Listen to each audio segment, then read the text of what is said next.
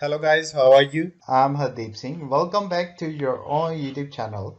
IELTS updates and recent exams. For more updates related to recent IELTS exam writing test topics, listening, reading, practice test, and speaking, you got guesswork. Please, guys, participate in everyday listening and reading practice test to achieve your desired band score in your actual IELTS exam. Please hit the like and subscribe button. Press the bell icon for the upcoming notifications. Don't forget like, subscribe and share my YouTube channel and my Facebook page, IELTS updates and recent exams. Now turn to part 1. You will hear a man called David asking for information about how to place an advertisement for selling his laptop and other items. First, you'll have some time to look at questions 1 to 5.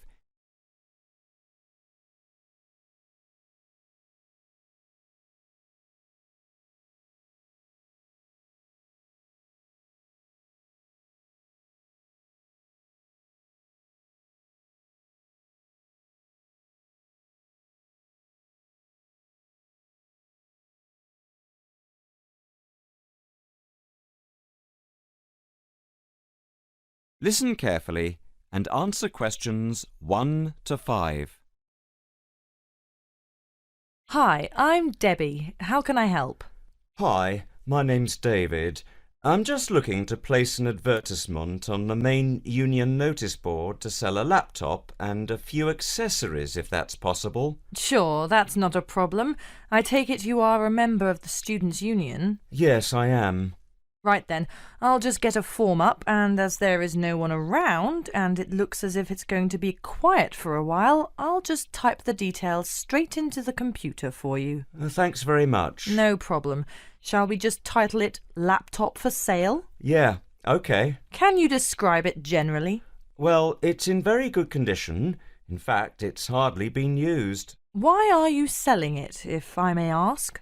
Well, I've got another one which is much lighter, and I don't really need two. I see.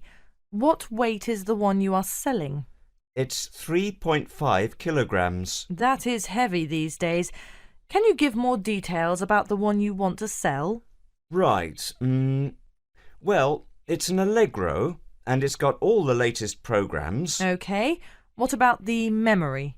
The memory is only 0.5 gigabytes. And what about the screen size and the other features? Well, the screen is, let's see, it's 37.5 centimeters with a standard size keyboard and a touchpad, but I've got a cordless mouse that I can put in with it if necessary. Some people don't like using a touchpad. What about ports or holes for attaching things to the laptop? It's got 2 ports. More modern laptops have more than 2 ports for all the extra attachments. They do. Let's see what else is important. Oh yeah, the battery lasts for 2.5 hours, which is okay, but not enough for train journeys. But one thing is that it's not wireless. Right. OK, not wireless. Before you hear the rest of the conversation, you'll have some time to look at questions 6 to 10.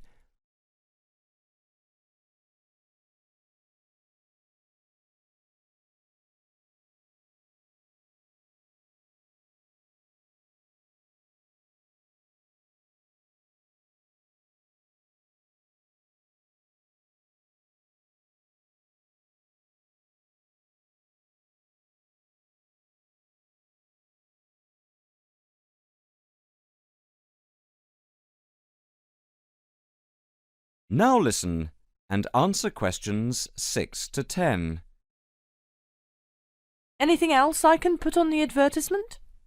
There's a webcam built at the top of the screen, and I can throw in a printer, a scanner and headphones, which I got with it in a special deal. It also comes with its own case for carrying it around. Actually, the case is quite smart. I'm hoping these things will help it sell. They should do. Right, I think I've got all that. How much do you want for it? That I'm not sure about. It's worth about £900 to £1,000 new. Yeah, But you won't get that much if it's used, and even if it's in good condition. What about £500? I doubt if you'd get as much as that. More like £200 or £300. If you look at the notice board, there is one on there which is comparable to yours, and it's not more than about £250, I think. As little as that? I'm afraid so. Shall we say £300? OK, put that. Can I take some contact details for the advert? The name's David Bristow. Bristow? Yes, that's it. And a mobile or email? Both if you want. That's 09875 423387. That's it. If you send the picture, I'll add it and print it out and stick it up for you. OK, I can get that to you today. Right, I'll type in here, advert placed the 22nd of October. Fine, and good luck with the sale. Thanks. That is the end of part 1. You now have 1 minute to check your answers to part 1.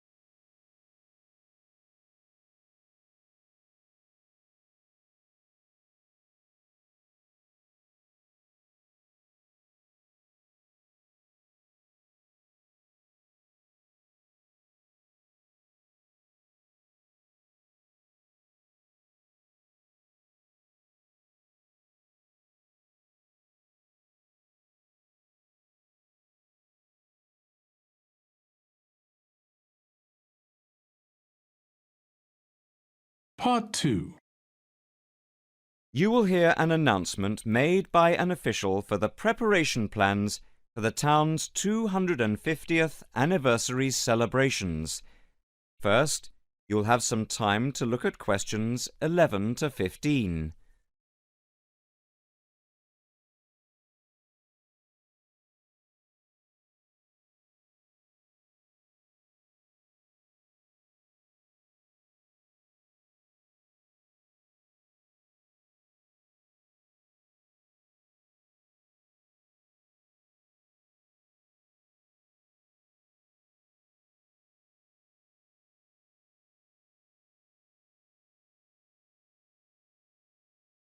Now listen carefully and answer questions 11 to 15. And now for the preparation plans for the town's 250th anniversary celebrations. We are going to follow the same system we had last year, but with a few changes to increase the party spirit. First of all, this time we are going to make the concert on the beach open to everyone without charge. This is because we have been given money by the council for the celebration, and also because last year we had so many problems with keeping people out who had not paid. And on top of this, people will not have to pay for refreshments either, as these are being donated. Right now, we are going to divide into 4 teams. The first one, the beach team, will be responsible for cleaning up the beach on the Saturday morning, picking up litter, bottles, plastic bags, wood, and anything else that's lying around. Everyone is meeting at the beach shop at 8 a.m. It's an early start, but we want to give everywhere a good, thorough clean. We have had permission from the council to close the beach to get it ready for the anniversary celebration on Sunday. The second team will be responsible for setting out seating in the square for the speeches and prize giving. Again, an early start is preferable, but the vans with the seats can't be there until 9 a.m. So shall we say that everyone should meet at the village hall at 9:30? Starting then will allow extra time if the vans are late. Before you hear the rest of the talk, you will have some time to look at questions 16 to 20.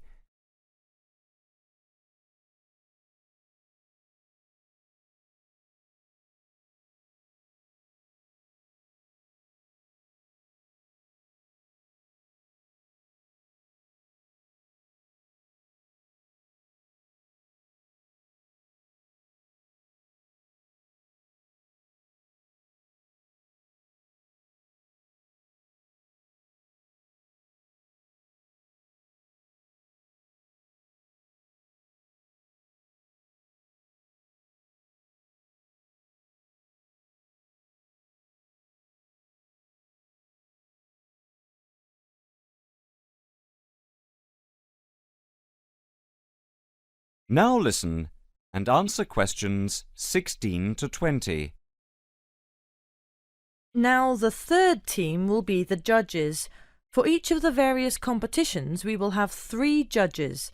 On the whole, they will have had experience of judging before. There will be a boat race, a swimming competition, and the best fancy dress. A cash prize will be given to the winner in each category, and for the 2 runners-up there will be book tokens. There is a sponsored mini-marathon, and by the deadline lunchtime today, we had 263 applicants with ages ranging from 15 to 60. That's 80 more than last year. Each entrant has paid a £20 registration fee to enter, and all the profits will go to the local children's hospital to help fund much-needed specialist apparatus. The 4th team consists of the wardens for the day itself. We are expecting at least 10,000 people if last year is anything to go by. The fields near the entrance to the beach can be used as car parks, and we need wardens to help make sure the actual parking is more organised than last year, which was a mess. We also need someone to be in charge of the first aid, which will be at the entrance to the beach. Finally, we need some volunteers for the clean-up. Last year we didn't do this very well, and so the council has agreed to provide large bags to collect all the recyclable material like glass and plastic, etc. But we have to deal with the rest, like leftover food, ourselves. We don't want to leave piles of rotten food around or dangerous bottles. That is the end of part 2. You now have 30 seconds to check your answers to part 2.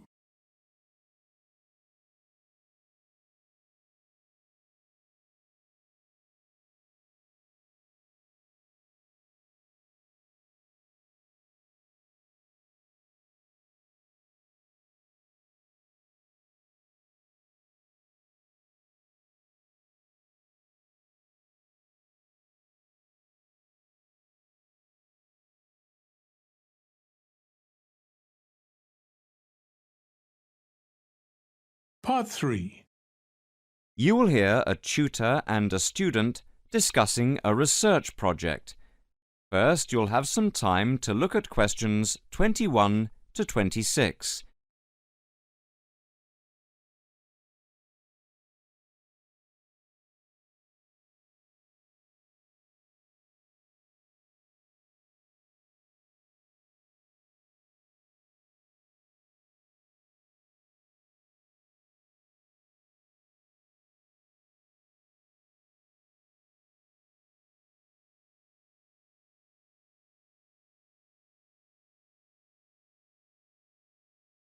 Now listen carefully and answer questions 21 to 26. OK, is everyone ready? Over the past 2 weeks, we've been listening to different students giving a presentation on their research projects. So, for this morning's session, I'd like to invite Susan to take the floor. For my project, I looked at different types of study techniques and tried to ascertain what students' opinions of the different methods were. I began with lectures because, of course, they're something we're all familiar with. Now, the problem with lectures is that you have to sit and listen for quite a long time, sometimes maybe as much as 1 hour, yet people's average concentration span is only about 20 minutes. This means, of course, within the first half an hour, most people actually stop listening. Not consciously, of course, but you know what it's like. Your mind tends to, well, kind of wander. You start thinking about what you're going to have for dinner, or about the party you attended last night.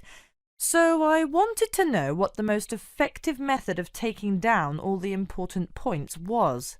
Susan, if I may interrupt you, what's your strategy for listening to lectures? Personally, I always record the lectures. That way you can listen to the lecture again afterwards and make really good notes. In fact, I know a lot of people who use this method. Yet surprisingly, when I talked to students, they felt that it wasn't such a good method because the quality of the recording is often very poor. So quite a few preferred to listen for the main points and take notes. Some even used a form of shorthand, abbreviations and symbols, that sort of thing. Although everyone agreed that the best way to approach lectures was to do the required reading beforehand. That way it makes the lecture a lot easier to understand because you already know something about the topic. Could you tell us something about how students approach their assignments? Essays, reports, that sort of thing? Actually, when it came to assignments, people were divided on the issue of essay plans. Some thought it was a good method of planning. Others, didn't think so. Generally, though, most students didn't really express much of an opinion. Brainstorming, however, was different. Just sitting down and thinking of as many ideas as you can. Just about everyone said it was a really good method of preparing to write an assignment, especially if they got together in groups. This, they said, was by far the best method because it helped them to really analyse the issues. Discussing ideas was the same. In fact, many respondents claimed they often got together with friends for the purpose of discussing ideas, even if they weren't preparing an assignment. They said it helped them to understand the lectures better and, surprisingly enough, get better grades in their exams. Now, reading, like lectures, is a necessary part of student life, and we all know how much time we spend with our head buried deep in a book.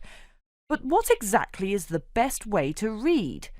Well, I discovered that hardly anyone tries to read the whole book or even whole chapters, but skim reading came out a real favourite. The majority of students I spoke to, in fact, found this to be a really effective technique because it saved lots of time and it meant they could absorb far more knowledge this way. Before you hear the rest of the conversation, you'll have some time to look at questions 27 to 30.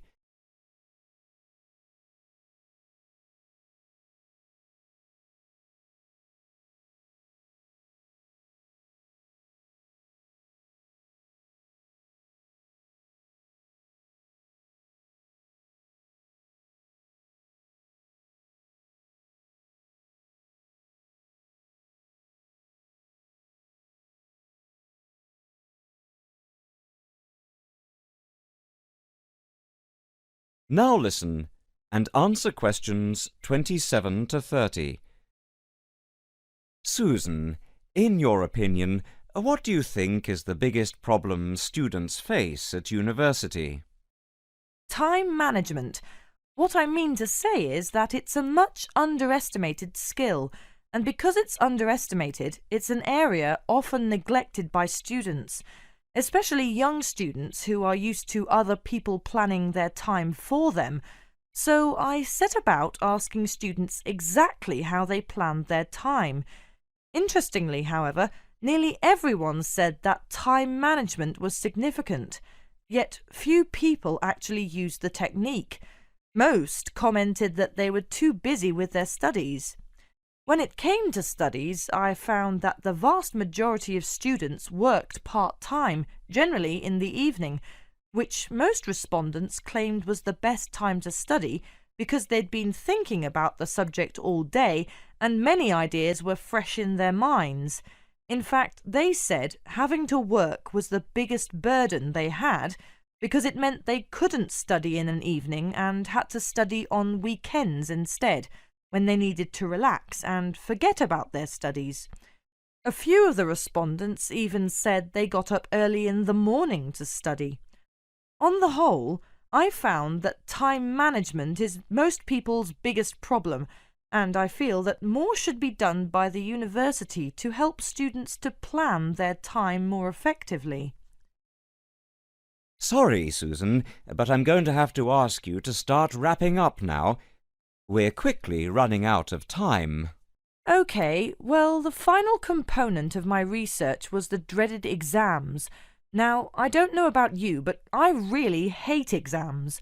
But when I talked to the students, I found that some students actually liked them.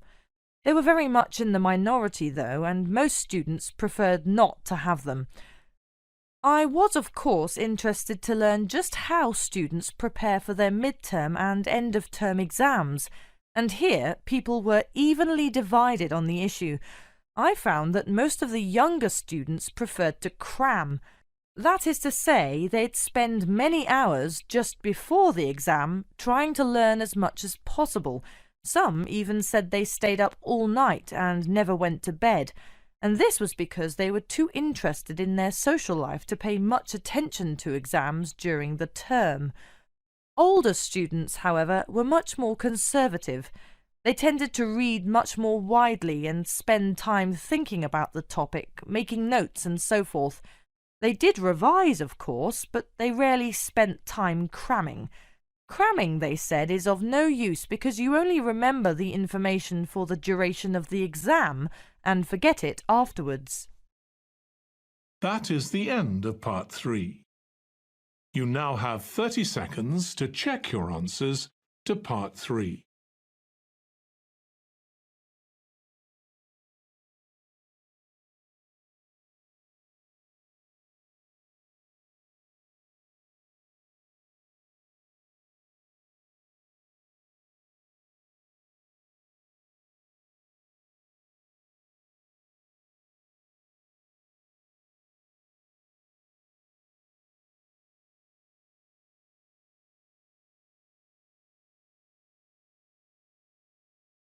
Part 4.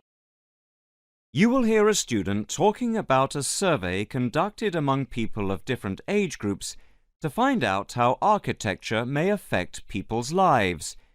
First, you'll have some time to look at questions 31 to 40.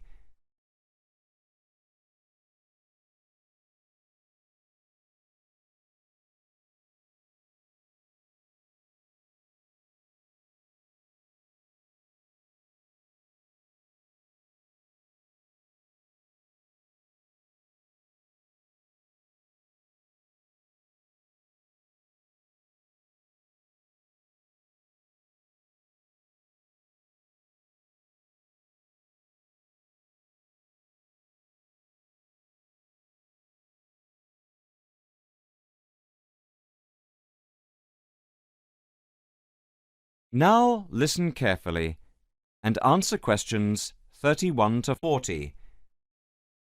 My group has been doing a project on the importance of architecture in people's lives and whether it has any impact on the lives of people in general. The main part I have played is in the collection of data to find out what effect, if any, various buildings have on people's mood, i.e., whether ugly buildings make people unhappy and whether beautiful buildings do the opposite. We had originally thought of starting measuring people's reactions by using a questionnaire with about 40 questions, which we were going to hand out to people, including students at the university. But we were worried that doing the questionnaire would be too time-consuming for people to fill in, so we gave up the idea.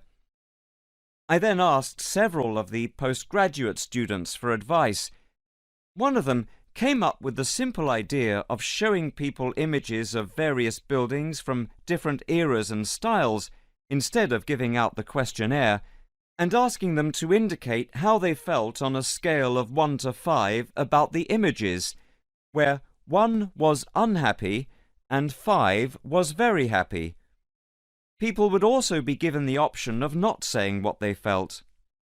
Using the scale meant that it would be much simpler to record people's reactions. I decided to follow this advice, and so the first stage was to collect a large number of images. I used Google to print off colour images of views of houses and apartment blocks where people live, and different types of buildings where they work. I started with about 30 or 40 and reduced them to 10 images. Media resources in the Amory building at the Judd Street branch of the university helped me produce the final images. I had them blown up to A4 size and we used colour rather than black and white to make the detail on the images clearer. We made 5 sets of images, and for protection when handling, we pasted the images onto hard card. Then, using a machine to wrap them with plastic, we laminated the cards. 5 of us targeted different age groups. We went to a local school where we obtained permission to ask a group of teenagers between 11 and 18. We also asked a sample of the general public, including tourists from all over the world, as they exited the Tate Modern in London, what they thought. We aimed to ask people from different age groups, namely 20 to 40 and 50 and over. What our group learnt most from the project was first of all the value of teamwork, and secondly, we found that we had to appoint a leader to stop us pulling in different directions and falling apart, so this turned out to be an invaluable lesson for all of us. As to the findings, for us they proved intriguing. In the end, the sample consisted of 311 respondents. I thought initially that people wouldn't be interested in taking part. With the youngest age group, their reaction was very mixed. It was clear that the youngest group had no pattern of preference at all, as they frequently gave no reaction to the pictures. For the 20 to 40 age group, we found that they tended to score more in the middle range, around 3. We found that out of the 3 groups, the most likely to be favourably affected by the images, that is, they were more likely to score the images as 5, were those aged 50 and above. And nobody in this age group failed to say what their reaction was, which was unique for the 3 groups. In total, I have to say that about 71 people indicated that they had no reaction at all to an image. Our general conclusion is that we need to find out more about why people react as they do, by perhaps giving them a chance to give reasons for their decisions. I would like to finish there and give my teammates a chance to add anything I have missed or take any questions or suggestions. That is the end of part 4. You would now have 10 minutes to transfer your answers to the answer sheet. So guys, don't forget like, subscribe and share my YouTube channel and my Facebook page. IELTS updates and recent exams. For more updates related to recent IELTS exam writing as topics, listening, reading, practice test and speaking, you got guesswork. Please guys, participate in everyday new IELTS listening and reading practice tests to achieve your desired band score in your actual IELTS exam. For more IELTS material, visit my official website www.ieltsupdatesandrecentexams.com. The link is given below in the description. If you need PDF files of latest IELTS material, then please join my Telegram channel. So guys, please write your score below the comment section. Again, thanks for listening. God bless you all guys. Stay tuned, stay safe.